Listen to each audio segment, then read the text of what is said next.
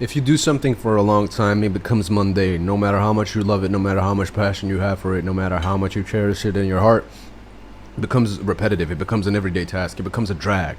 Sometimes you have to take 2 steps back to take a step forward. Sometimes you have to distance yourself from something, no matter what it is, no matter how much you love it, no matter how beneficial it is for you.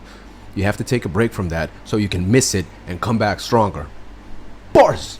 BTS, RM, and Pharrell talk producing. They did an interview together, and I'm curious. So thank you guys. Thank you, Alina, for bringing this to my attention. I had no clue.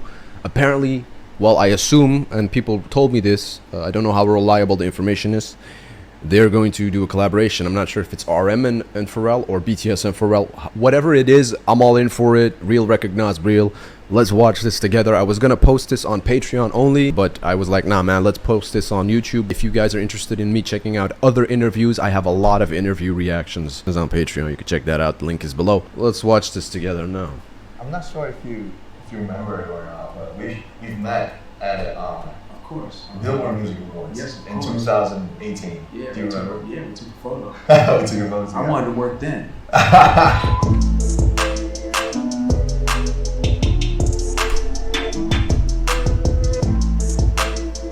Bro, RM looking dope, dog. Pharrell looks dope too, man. They look, bro.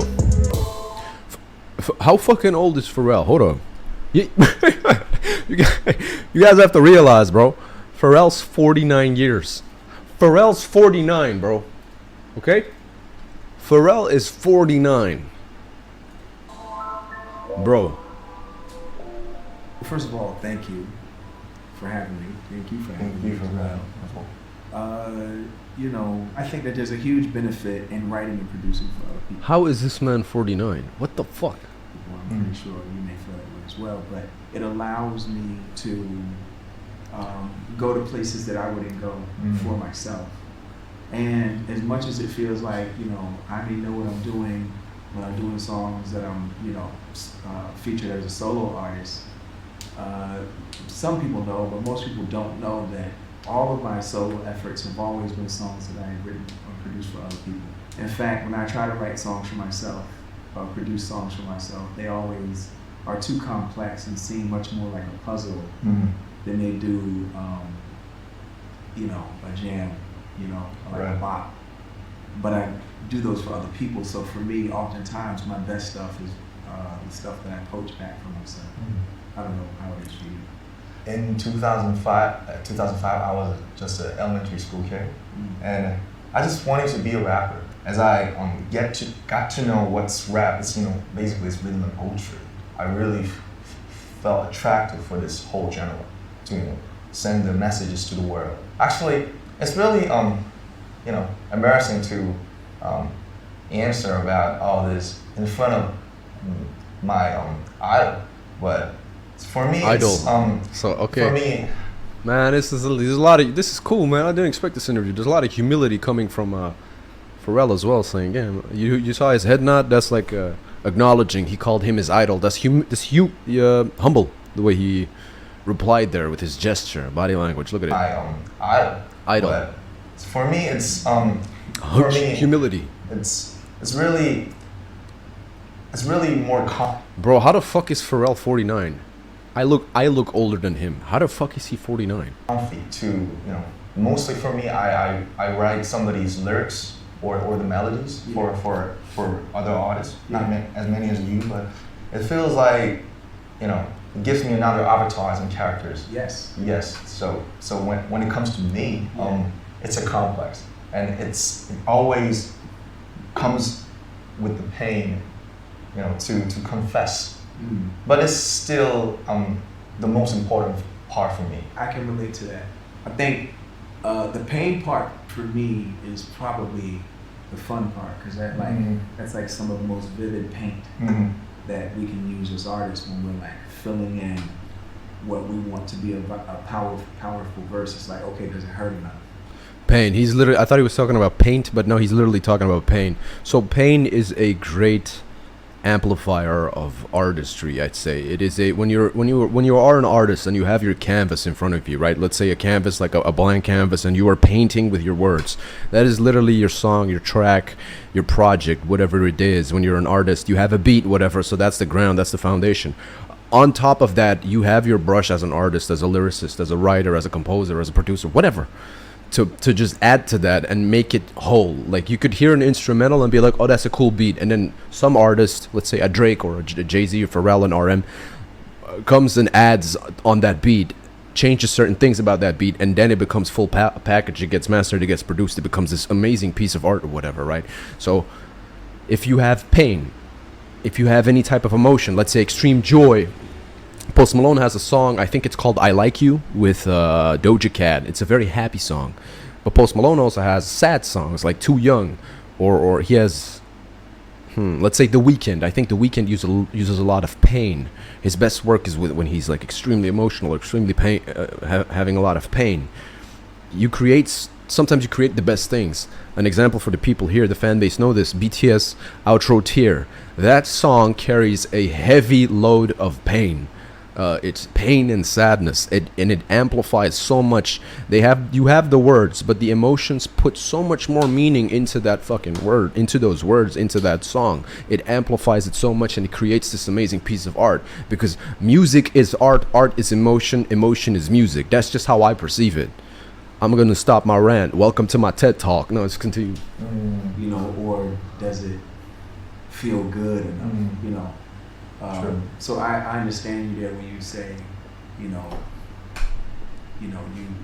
inject the pain in your verses to make sure that like they're strong. I agree.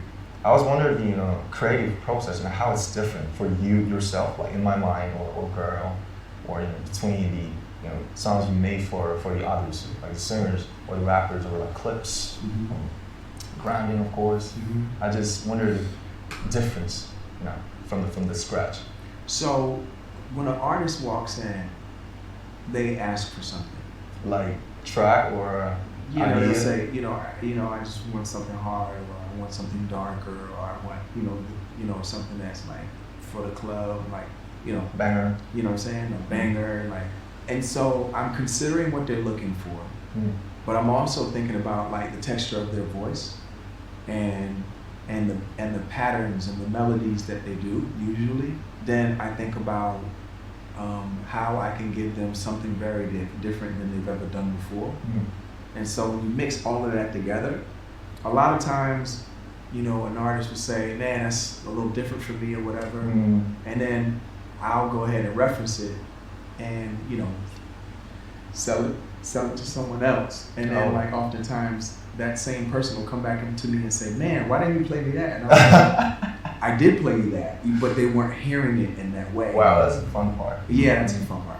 But then there are people who jump. That kind of reminds me of when Eminem did the song Renegade with Royce the 5'9", and then Royce and M were like, yo, let's give it to Jay-Z, and Royce was like, give it to Jay-Z, and then Jay-Z did his verse on Renegade, and Renegade is one of Eminem's best songs. Kind of shows like I personally think Royce should have been on that. Jump out the window and they go ahead and try it.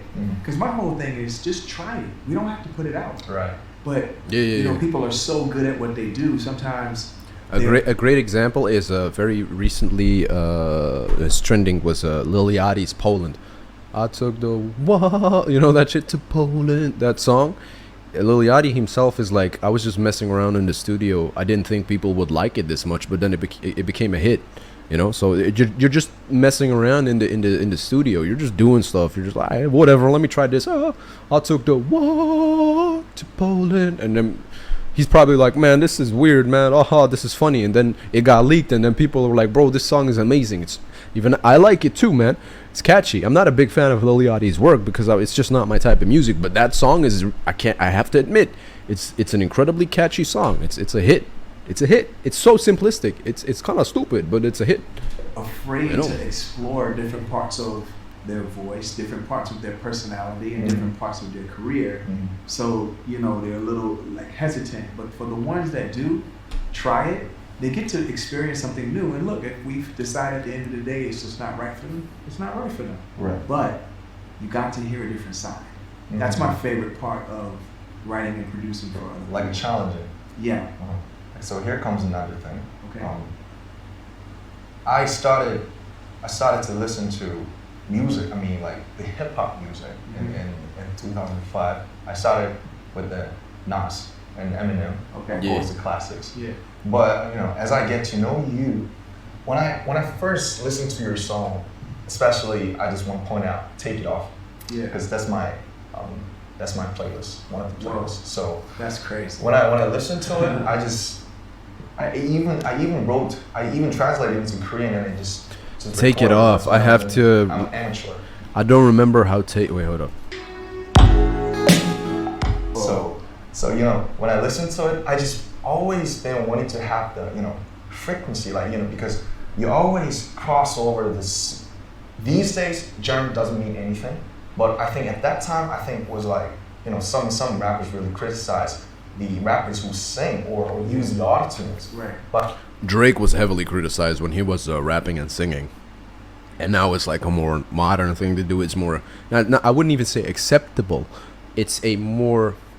Nowadays, a lot of rappers, it's kind of a requirement to sing, to be like a great rapper, a great artist. You have these rappers who rap, a certain Dave East, even Jordan Lucas sings a bit on this shit. I think even Kendrick sings on this stuff, bro. Even J. Cole has like melodic parts.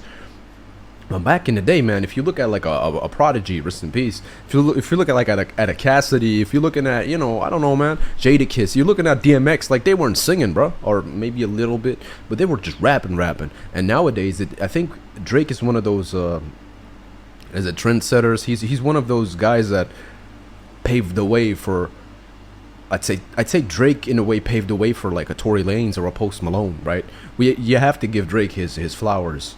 You have to give him that he did pave the way for certain artists to be more, to have more melodic singing or this and that. It is very true. I think as a person, a rap connoisseur, or a person who is very invested in rap, the craft, the culture, I think back in the day, decades ago, even 10 years ago, it was less the norm for a rapper to also sing, but nowadays it's more. Whenever you see it, you're like, oh yeah, that's fine, he sings a bit, yeah, sure, or it's 50-50, yeah, well, whatever, still a rapper. But I don't know, you started your career as a producer, or so you're like very natural for that, but I always wanted to have the frequency it sometimes it's just singing, it could be falsetto, sometimes you rap, Yeah. Sometimes you just. Pharrell was definitely I think Pharrell was also like he paved the way for like Drake and stuff. I think Pharrell also did that. He paved the way for like Drake and Kanye, I think. Just Yeah. sang a hook Yeah. for the other artists, Yeah. like Snoop Dogg, and so how do you position yourself when you participate in the song as a player? Like, Wow. First of all, these are great questions. thank you. And no one's ever asked me that. Oh, believe it or really? not. Like, no, I've never had a journalist ever ask me That that. real. I said this in the beginning. Real recognize real. An artist will ask the most deep, intrinsic questions to another artist because that artist can relate to that artist. These guys are like colleagues. RM knows what Pharrell goes through. RM knows the struggles. RM knows the highs and lows. RM knows how Pharrell feels. RM can relate because he is in his shoes in a way, and vice versa. That is when you get the most interesting conversations, the most interesting topics, the best interaction between two individuals when they share a certain profession, for example. They both know what they're doing. So I was actually going to say this before because I was going to say RM is bringing up some great topics. RM is kind of, I thought Pharrell was going to interview RM, but this is more just the two of them having a conversation, which I really like to see. Really matter to me. So. Nice. And that's like no cap. Like, believe it or not, no one's, and it sounds like they could have, and because it's such an obvious question, but no one's ever asked me that. So Yeah. I'm blown away by that. Everything, I make decisions based off of feeling. I don't make them based off of convention. I gotta rap. I gotta sing. Yeah, no, it's just whatever it feels like. Yeah. It needs, and I'm gonna channel it as best as I can because I'm trying to tell somebody else who's gonna be better than me to do it. And oftentimes, what will happen was artists will be like, "Nah, we want you to stay on it," and I'll be like, "No, but it's for this person." But I channel what I feel like is missing, and I forget that it's gonna be me because if I think that it's gonna be me, then it won't be as good and I won't be as confident. I'm only confident knowing that I am giving the instruction and Holy the directives to someone else. Like, for example, there's a record that I did with Mystical a long time ago. Called Mystical. Yeah, Wow. Yeah, Shake Your Ass, right? So when I did that Shake record, Your I Ass. was thinking like, you know, writing wise, you know, Chad and I produced it together, but when I was writing that hook, I was pretending that like Eddie Kendricks from the Temptations could do it. And I remember saying to them, "Oh man, you know we're gonna get." Like, See, I apologize for. No, I don't apologize. This is a reaction. This is what happens. I personally cannot write something imagining somebody else is gonna sing it. This is what I always admired about songwriters or ghostwriters, is that they write from the perspective of the artist that they're writing it for, which is something you have to detach yourself, your ego, yourself, literally your ego meaning you, myself. You have to detach yourself, your experiences, your life, everything from that and make it not personal and write in a way that it becomes general or extremely specific and personal about that person's life. Which in my opinion, no, I think I could do it. It's just the way he describes it is that he's already thinking, oh, what if we get this guy in his mind and he sings it like that? No. Yeah, that works. Call him, get him on the song. Like that's dope way of crafting. like, you know, we're gonna get you know, the guy from the Temptations to do it. They were like, nah, the record company wants you to stay on that. I was like, wait, what? So it was like this weird thing where like I started to realize that was my sweet spot, is when I channel other people and I surrender to what the music needs and not let my ego or my feelings get involved. Told you. And then I actually make better decisions, whether it's going to be me on the song at the end of the day or not, or another artist. I filled in the blank and given them a different feeling. And oftentimes, sometimes I would be shocked, you know, when I'm singing on there, but it just felt good, and we would just leave it. So, I'm not sure if you remember it or not, but we've met at of course, Billboard Music Awards in 2018. Yeah, do you remember? Yeah, we took a photo. We took a photo together. I wanted to work then, but I didn't want to It's love. be aggressive. So I was like, oh, no, let's just Okay. take a photo. Nice. But I really wanted. I was like, yo, let's leave. I think we took a photo backstage. Yeah, actually, in your room, actually. Yeah, and then like I was working in a studio not too far off, and I really wanted to be like, yo, fuck all of this. No, you know what? Let me correct this, because I don't want your fingers to be mad at me using this kind of language. But man, I was like, man, I wanted to be like, listen, let's leave here right now and go make some great music, because I just love That's cool, bro. I love your energy, and you know, I love what it is that you represent. You know, at such a time when, you know, our Asian brothers and sisters and, you know, fellow Asian human beings that maybe don't identify necessarily binarily, in a binary way, you know, the Asian What does that mean? community has just been going through so much. Yes. These days, yeah. And Gradually, more and more. The Asian community has given me so much, and I really feel like y'all's energy. You're also showing like artists, not just like not just in one specific genre, but I think you're just like also showing people that like you don't have to be. You can be humble. You guys, your energy is very. There's a lot of humility that you all vibrate. Yeah. I think that's a great Yeah. energy.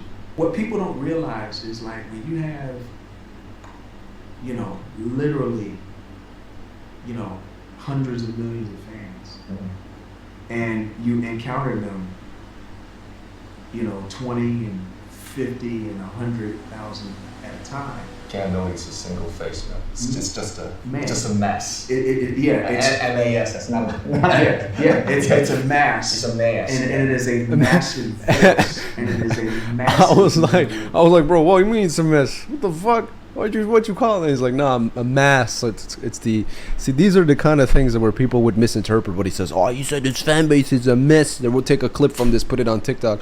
RM said his fan base is a mess. Shut the fuck up. He cleared that up real quick. We all know what he meant. Mass. It is a massive energy coming at you, and you say jump, And they jump. and they jump, That's cool. and you sing, and they sing every word. Right. Yeah, that's And cool. you know that you can feel through their voices that so many of their lives have been affected and changed because of something that you've done. Mm-hmm. That's I don't know how why you. I don't know how you do that, because I've had a couple songs do that, and when I get out there and go sing it, that would make me cry because it was too much of a responsibility. Every time I get that close to that size and what I do as a musician, I always step back. Oh, why? It's like, is it too heavy? It's too heavy, too man. much? It's too much of a responsibility. That's why I really revere Damn. yourself and your band members and. That is very strong that he's able to show his vulnerable side like that, to be like, bro, I can't. That's strong, man. As an artist as big as him, to be like, he's an icon, bro. Pharrell's an icon. To tell RM, to tell the world through this to this conversation, bro, I can't do what you're doing. That's humble, bro. That's humble, right? Humble king right there, man. That's a humble king. Yeah. Other artists like B and J and like, man, what y'all go out there and go face every night on that stage, it is humbling and it's overwhelming, and sometimes you're nervous. Bro, you know what? I just hold up. He's like Sugar. Pharrell is like Sugar. Not wanting to necessarily be in the spotlight, wanting to be behind the keys, behind the production, wanting to help other people or just create certain things from behind the scenes, being producing that type of stuff. More like being more of an introvert, being more like, bro, I don't want all of this fame. I don't want to be in the limelight, in the spotlight. I don't be shining the whole time. Let me just sit here and let my bro shine. That gives me Sugar vibes, man. He and Sugar are very similar, well, from what I'm gathering from this conversation. The system got to be built for that. Of course. Let me ask you this: how do you deal after you come off the stage feeling electrified and shocked every night? How do you decompress, or do you decompress, or do you purge? Like, Yeah. how do you do that? Interesting. It's,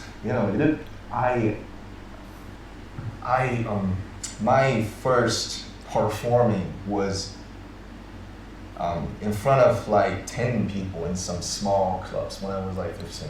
Okay. What a contrast. I like forgot most of the lyrics. So at that time, I just realized that I'm not a star type. I'm not like these like a front man and could enjoy all this shit and just like Kurt Cobain or Mick Jagger. I'm not that type. I'm just a man just who loves writing music and just the energy. So every night, like for example, we had we stayed shows in Las Vegas last April. Yeah. It was 4, but like every night is a challenge. It's like same set list. It's like maybe the same flow, sort of type, a little different, but just like you said, that moment, like after we finished the first 3 beginning songs, and then we, take out the earphones, and then it was like. We're fucking back! It's like everybody's shouting out. And that moment, that's when I really gets off all the nerves. And there's a different me persona for the next 2 hours and a half. But before that, from the rehearsal and even in the playing, I got really nervous and You responsible. have to get nervous at that I really am aware of the stories that fans buy the tickets and they come from Brazil, from Japan, Korea, from everywhere. They just come there for just that one night. So it feels me like I have to pay back. It's incredible. I Yeah, have to yeah. give them, I have to offer them the best night ever in their lives. Michael Jordan said this. Kobe Bryant also said this. People come, they pay good money, they spend a lot of their time. It's a highlight in their life to see you perform, to see you do your thing and do it incredibly well. So as a performer or an entertainer, the best entertainers, the best performers, they perform. When doesn't matter how they feel, doesn't matter whether they have an off day or they have to discipline themselves. They owe it to they feel like they owe it to their audience in a way they do, but it's great when they themselves know intrinsically we owe it to our fans. We have to do this. They are here for us. What he just said is like our fans come from all across the world just to see us perform once live, like they spend so much money. That is almost exactly what Michael Jordan said about people coming to see him play. And you know how big Michael Jordan is and how disciplined that man is. So that is the mindset to go, man.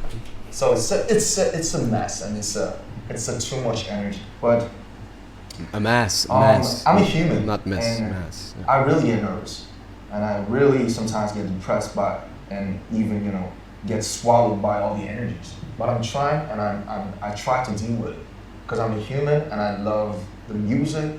I love their love, because I think love is really happening when we give somebody, not we take. Yeah. So I think it's more closer to the real love, I guess, personally. So I just want to give them back.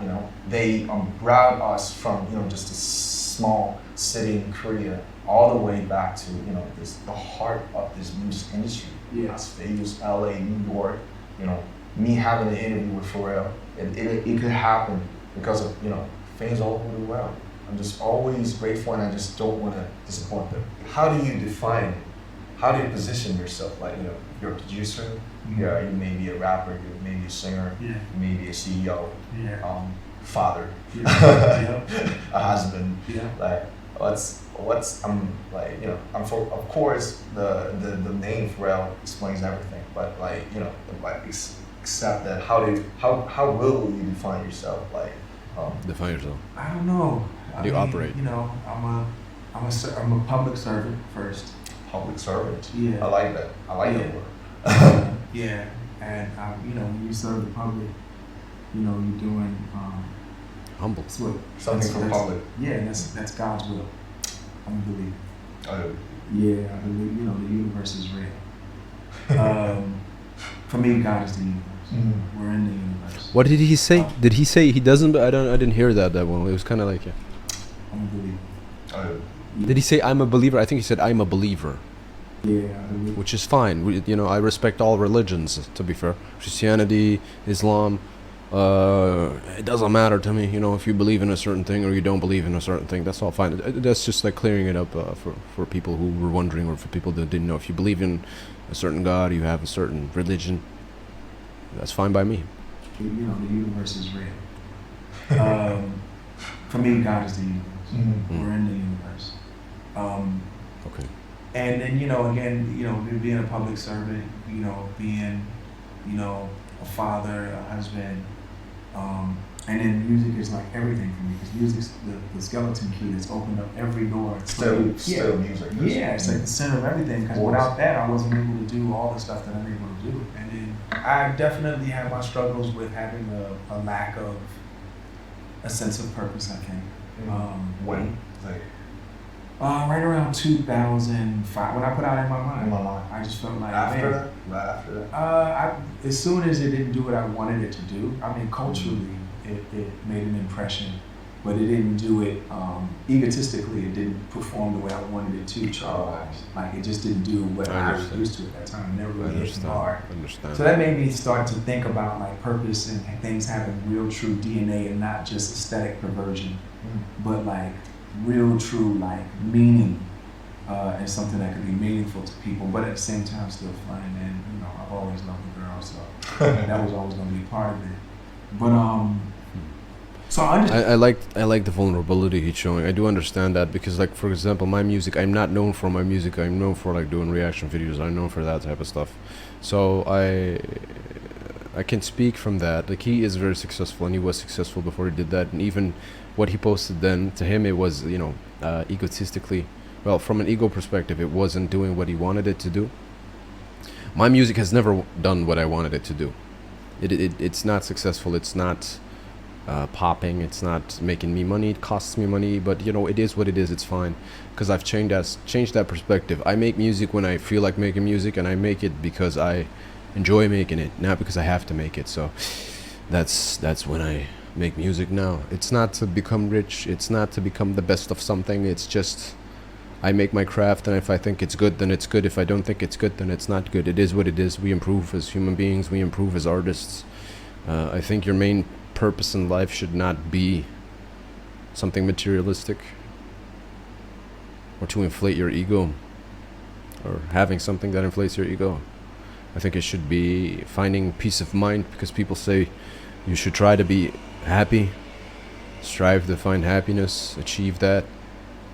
I am figuring out how to gain peace of mind, and in a way that is my happiness, finding peace of mind. So that's more important to me than any type of streaming number, any number of views, any number of money, you know. Understand what that is. I know what it's like to hit that place in your career, and for whatever reason, and then you guys are doing fine, but I think, you know, from what I'm hearing and what I'm understanding, you guys hit a place where you were like, you know, what are we doing? Who are we? Are we who we said we were? Yeah. You know, and you know, as you think about who you are and you think about what you mean and what your intentions are, it's like also kind of determining who you want to be. I mean, how's that feel? Like, where are you in that process right now? Because you're working on a solo record, right? Yes, like 90% of the work is done. Okay. I've released some mixtape as one of the member cool. of the band, but I think it was just like an experiment. I think this time it's maybe my official first solo album. Let's go, bro. Let's fucking. That I could feel enough. Okay. I don't know if it's gonna be like. I'm hype. I don't know if I would feel like you after my mind or not. I think, you know, it'll happen after. It is almost 7 p.m. in Belgium, and this is the first meal I have today. And the first meal is steak. That's it. Kind of on the time, but it's been just like 10 years after we had our debut as a team. So, you know, K-pop 10 is years. you know all about the band and the groups. And actually, I told you, I personally started my career as a rapper, Mm-hmm. you know, and as a poet. Yeah. So that was the tricky part actually, because you know the K-pop is like a mix. Yeah. It's like the mix of American pop music, all the visuals and Rap, the choreos trap, and social media R&B. and stuff. It's really intense and really hectic. So it has some pros and cons of its own. So, you know, after 10 years, I think it was not our intention, but we took it. But we actually became a sort of a social figure. So, you know, a K-pop band going to have a speech at the UN, or, you know, meeting the presidents. It's respect. like, I think I was really confused that I'm what am I, like a diplomat or what? So I was just like a, you know, I'm a diplomat. small rapper and lyricist when I was young. Yeah. Like from the It is insane, the contrast, the accomplishments they have from when they started. The underground rapper, him, you know, Bang PD, getting Sugar, getting J-Hope on the team, getting everybody on the team before debut, everything they started. By the way, I reacted to the Rise of Bangtan, like deleted scenes, full episodes, bonus content on Patreon. Bro, American Hustle Life. I had a conversation with somebody yesterday about American Hustle Life. I love that show. I did a full reaction on Patreon, and it's fucking nuts to see the contrast between that. Like, it was 8 years ago, And this almost 10 years ago, right? It was like 2013, like 9 years ago. It's nuts, the difference, man. The accomplishments. It's crazy, man. Shit, man. Incredible, remarkable. Congrats. So it was 10 years really intense as a team, and I actually was in charge like almost all of the interviews and representing the team like in front of the other members. That was my stuff, I guess. Responsibility. So I think I got really I don't know, like Exhausted. yo, I gotta stop this for a bit. I gotta shut it down and just fall from it away and then just see what's going on. Making my mind really come. If you do something for a long time, it becomes mundane. No matter how much you love it, no matter how much passion you have for it, no matter how much you cherish it in your heart, it becomes repetitive. It becomes an everyday task. It becomes a drag. Sometimes you have to take 2 steps back to take a step forward. Sometimes you have to distance yourself from something, no matter what it is, no matter how much you love it, no matter how beneficial it is for you. You have to take a break from that so you can miss it and come back stronger. Bars! Now, I think so. That's how I got to concentrate on my just solo. And these days I really have been thinking about the 15 when I first listened to you. The first feeling and the vibe and the reason why I started, why I chose music to. Bro, RM must have been so nervous knowing that he would interview Pharrell or being invited for this. He must have been so nervous, bro. Can you imagine? For my whole life, I guess. So